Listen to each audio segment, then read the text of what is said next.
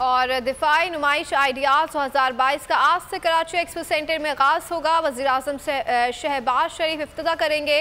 Defence export promotion organisation के मुताबिक 18 नवंबर तक जारी रहने वाली 4 रोज़ा नुमाइश भर से 64 ममालिक अपनी मसनूआत के साथ शिरकत करेंगे। दिफाई नुमाइश में 51 ममालिक के 285 वफूद शरीक होंगे। इस मौके पर सिक्योरिटी के फुल प्रूफ इंतजाम किए गए हैं। एक्सपो सेंटर कराची की तरफ जाने वाली अहम शाहराहें बंद हैं। शहरियों के लिए मुतबादिल रास्तों का इंतजाम किया गया है। अगर आपको हमारी ये वीडियो पसंद आई है तो लाइक पर क्लिक कीजिए। कप्तान का हकीकी आजादी मार्च, बोल न्यूज की खुसूसी कवरेज।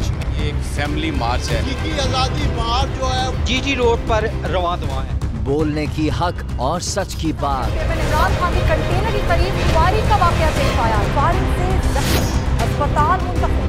कातिलाना हमले से किया पर्दा चाक। बोल हमेशा बना आवाम की आवाज। को वेलकम देगा आजादी मार्च के लिए बहुत अच्छी कवरेज की है। ये मार्च की तो जबरदस्त कवरेज।